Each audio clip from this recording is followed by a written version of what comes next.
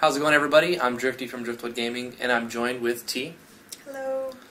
So this is an update to let everybody know what's going on. I want to be very transparent with what's happening in our lives. Most of you already know, a lot of you know, that T is 8 months pregnant. She's preggo. She's got that preggo belly. Yeah. Yeah, that's my baby in there. I mean, it's really hard to say, so I'm going to start at the beginning. About 3 weeks ago, maybe 4 weeks ago now, I started noticing something with my vision. I started having problems seeing the corners in the top part. I've got some blurriness, and over the last couple weeks, it's developed into blind spots. So we scheduled an appointment at an optometrist to see what's the deal, because blind spots are generally a very bad thing. Long story short, I have eye cancer. It's terrible news, and believe me, I'm just as shocked as you are to know about this, to learn about this, and it's never something that you're going to be prepared for or to be ready for. But the good news is it is a stage 1 cancer, so it's a cancer in one eye, and it's not in my body. So I went in for appointments. I went to a doctor. He had me run through some tests. They scanned my eyes. They found a growth. They referred me to another doctor that day. I went from 10 o'clock to about noon, and then we went to get some lunch. And then from 2 o'clock to about 5:30, they ran me through more tests until a doctor came in. And he told me basically that this looks like a choroidal melanoma. And that's the diagnosis that I got today. Yeah, it was a really hard wait over the weekend to find out what it was and what stage. Exactly. This weekend, we found out on Friday. We went in on Friday, and the doctor said 90% chance it's a choroidal melanoma. It looks textbook, and what's causing the vision loss is it's called a severe retinal detachment, and that's caused by fluid leaking from the cancer that's in my left eye. So in the back of my left eye, I have a tumor that is malignant, and it's called a choroidal melanoma, and it's extremely aggressive cancer, and it's life-threatening. So if I don't do something about it, it will kill me. I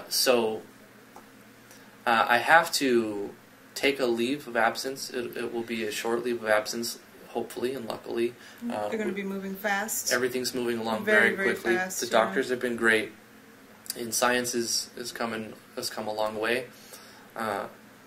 Tomorrow we're going to know what time we're supposed to be in New York City.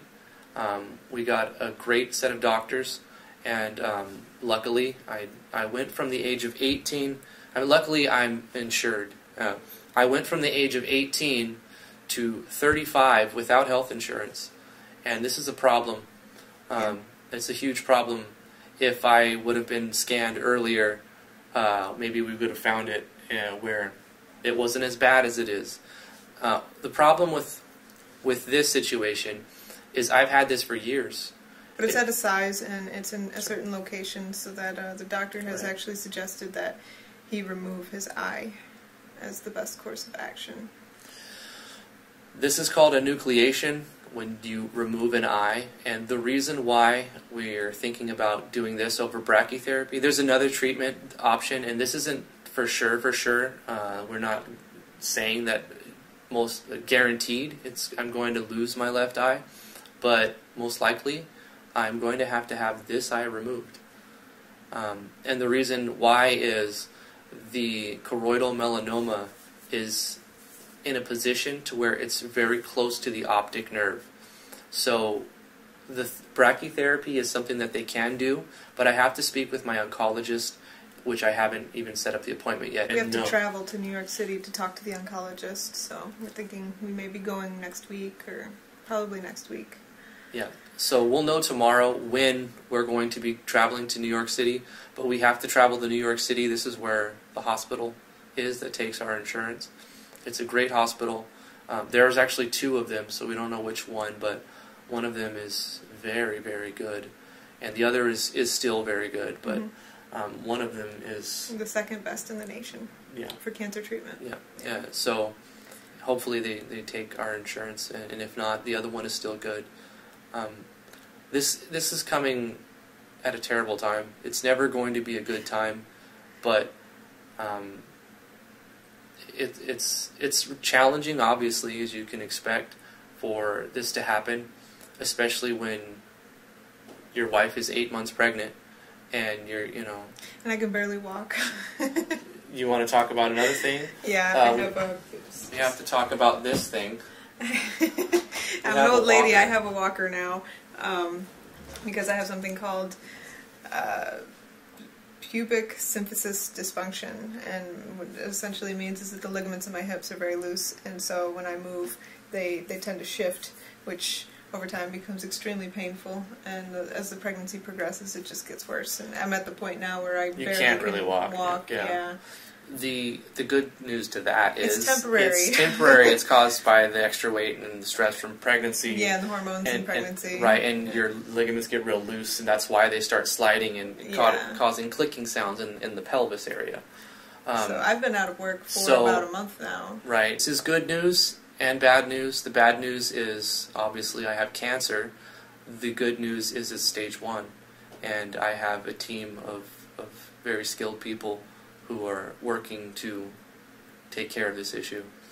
And so my sister started a GoFundMe page, because obviously this is unexpected expenses. Things like travel and food, we're going to have to spend at least a week down in New York City probably, and any treatments that he needs that aren't covered, we'll have to come up with the money for.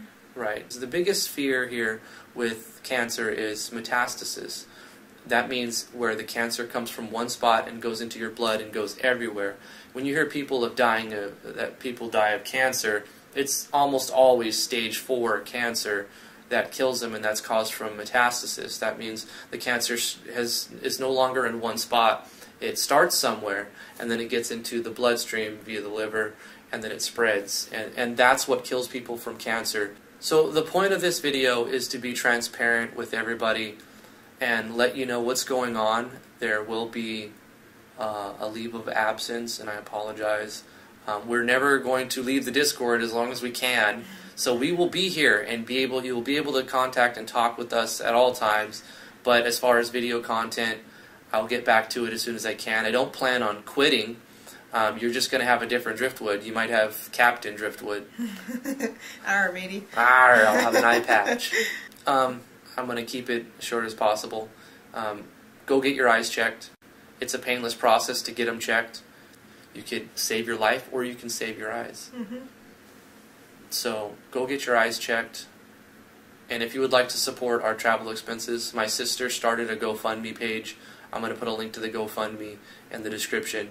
All help is appreciated, and if you can't... Of course, sharing is always appreciated. If you're not able to help, sharing definitely goes a long way. If you can't support monetarily, just sharing a link to the GoFundMe would be appreciated. And I do plan to continue making tutorial videos. I'm not going to let losing an eye stop me from my career, essentially. And I'm going to provide free content until I die. So thank you guys so much for watching. I really appreciate all of you guys. Come hang out in the Discord. Get your eyes checked. Get your eyes checked. I mean it. Bye. Bye.